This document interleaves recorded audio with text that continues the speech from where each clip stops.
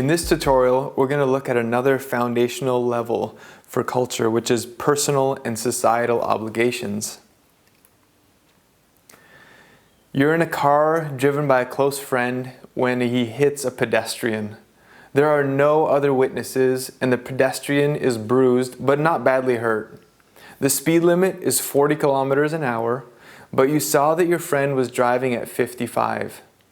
His lawyer tells you that if you will testify under oath that your friend was driving under 40, he will suffer no serious consequences. Would you testify that your friend was driving under 40 kilometers an hour? Yes or no? What do you think most people in your culture would do? The percentage of Americans who said they would not falsely testify to help their friends is 96%. The percentage of Venezuelans who said they would not is 34%. Why do you think there is such a great difference between the Venezuelan and American percentages? There could be many explanations for the gap here, but one of them is almost certainly the cultural differences between a universalist, which would be many Americans, and a particularist, many Venezuelans. Universalists tend to feel that right is right regardless of circumstances, while particularists tend to feel you always have to take circumstances into account. The person in trouble here is your friend, so that would have a bearing on how you would behave in that situation. The responsibilities of friendship differ from culture to culture. Think about how this exhibits itself in your culture. You will probably find examples of both universalism and particularism, but think about what would be considered the cultural norm, the right thing, in the community in which you live. How should a friend be treated in comparison to family members, for example? Differing views of responsibilities or obligations is obviously an area that can cause misunderstandings or conflict in cross-cultural situations. If you are trying to make friends in a new community, it is helpful to learn to understand the expectations and responsibilities of a friend. In some cultures, friendship requires similar obligations to being a member of the family, whereas in others, friendship has little or no obligation attached. People in any culture struggle with how to balance obligation to family, friends, and colleagues on the one hand, and to the wider society on the other. Cultures differ in how they distinguish between obligations to an in-group and an out-group of members. So when personal obligations and societal obligations conflict, different cultures handle the situation in different ways. No culture is exclusively universalist or particularist, but cultures do tend to be more one than the other. And while the attitudes of individuals in any given culture may vary, the focus here, as we define the two different attitudes, is on the culture as a whole. Here are brief descriptions of each of the ways of thinking. Universalism. There are absolutes that apply across the board, regardless of circumstances or the particular situation. Wherever possible, you should try to apply the same rules to everyone in similar situations. To be fair is to treat everyone alike and not make exceptions for family, friends, or members of your in-group. Where possible, you should lay your personal feelings aside and look at the situation objectively. While life isn't necessarily fair, we can make it more fair by treating people the same way. High universalism countries, where there are formal rules and strict adherence to business contracts, are the US, the UK, Germany, Sweden, Australia, Switzerland, and Canada. Particularism is how you behave in a given situation, and it depends on the circumstances. You treat family, friends, and your in-group in the best way you can, and you let the rest of the world take care of itself. Your in-group will protect you. There can't be absolutes because everything depends on who you're dealing with in each situation.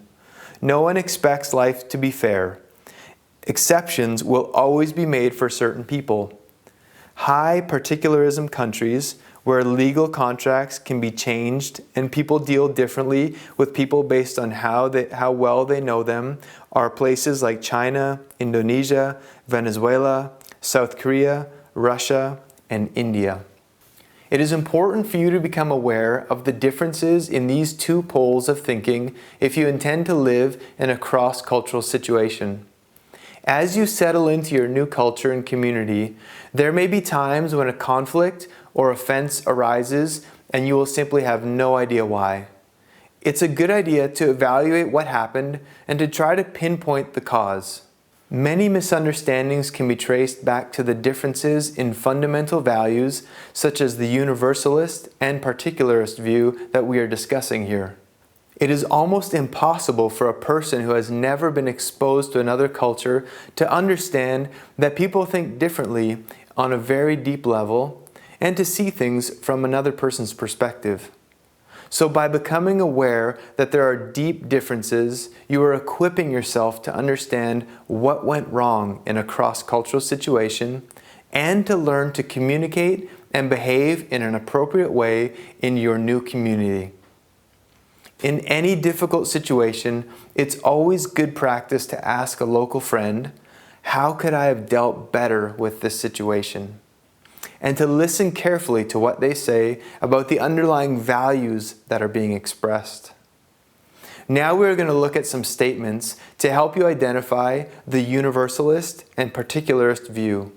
In this set of 4 statements, one statement is the odd one out, and the other 3 reflect either Universalist or Particularist views. Pick out the odd statement and decide which view it represents. Number 1, objectivity, not letting personal feelings affect decision making, is possible and desirable. Number 2, a deal is a deal, whatever happens. 3, principles have to get bent once in a while. And number 4, the law is the law. In this case, the third one is particularist, and the other 3 are universalist. Because number 1, the particularists would say personal feelings would have to be taken into account. And number 2, deals change when circumstances change for particularists. Number 4, for particularists, the law depends on who you are. Here's another set of statements. Number 1, you don't compromise on principles. Number 2, friends expect preferential treatment. Number 3, subjectivity is the rule. And number 4, the logic of the heart is what counts. In this case, the first one is universalist. The other 3 are particularist. Because number 2, this is a key particularist principle. And number 3, particularists are subjective. Universalists are objective. And number 4, universalist logic is of the head, not of the heart. Here's another example. Number 1, people tend to hire friends and associates. And number 2, consistency is desirable and possible.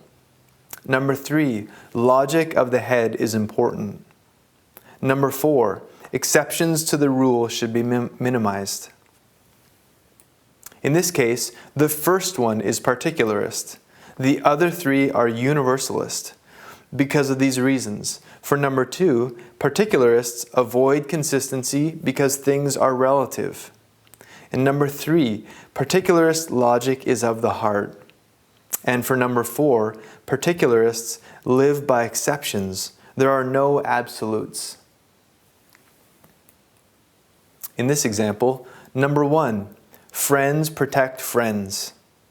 Number 2, life is neat, not messy. For number 3, written contracts are not necessary. And number 4, this attitude is more consistent with collectivism. In this case, the second one is universalist. The other 3 are particularist. Because for number 1, friends can always be trusted, and you don't do business with strangers anyway. Number 3, Particularist logic says the bond is more important than the facts of the case. And for number 4, collectivists have the same in-group, out-group attitudes as particularists do. Number 1, situational ethics are the norm. Number 2, a deal is a deal until circumstances change. Number 3, deals are made on the basis of personal relationships. And number 4, justice is blind. In this case, the 4th one is universalist. The other 3 are particularist. Because of these reasons. Number 1 here, this is a key particularist concept, that there are no absolutes. For number 2, particularists always take circumstances into account. For number 3, relationships, the personal side of things, are more important than the cost. Now that you are familiar with the 2 poles of this concept, you will have a chance to think of your own behavior in the context of this important cultural dimension. Before going on any further, take a moment to decide whether you consider yourself more of a universalist or a particularist. On these 2 sides are 10 paired statements, A and B. As we read through them, note the one from each pair which best describes the action you would take or the way you feel about a particular topic. Just choose one or the other, even if you think you're both. Try to get as honest an answer as you can by answering quickly without too much thinking. 1A. In hiring someone, I want to know about their technical skills and their educational, professional background. Or B, in hiring, I want to know who the person's family and friends are, who will vouch for this person. Number 2, in society, we should help those who are the neediest. Or 2B, in society, we should help the neediest of those who depend on us. Number 3, there are certain absolutes which apply across the board. Or 3B, there are no absolutes in life. You always have to look at the particular situation. Number 4, I would not expect my neighbor, the policeman, to jeopardize his job and not give me a speeding ticket. Or 4B, I would be very hurt if my neighbor, a policeman, gave me a ticket for speeding. Number 5, the courts should mediate conflicts. Or 5B, people should solve their own conflicts. It's embarrassing if it has to go to the court. Number 6, in general, people can be trusted. 6B, my closest associates can be trusted absolutely. Everyone else is automatically suspect. Number 7, performance reviews should not take personal relations into account. 7B, performance reviews inevitably take personal relations into account. Number 8, exceptions should be very rare. Otherwise, you open the floodgates. 8B, you often have to take exceptions for people because of circumstances. Number 9, contracts guarantee that friends stay friends. 9B, contracts aren't necessary between friends. And number 10, ethics are ethics no matter who you are dealing with. Or 10B, what is ethical in a given situation depends on who you are dealing with. Now that you have made your selections, calculate whether you came out more on the universalist or particularist side. The behaviors described in the A statements tend to be more characteristic of universalists. The behaviors described in the B statements tend to be more characteristic of particularists. Is your score here consistent with your self-concept?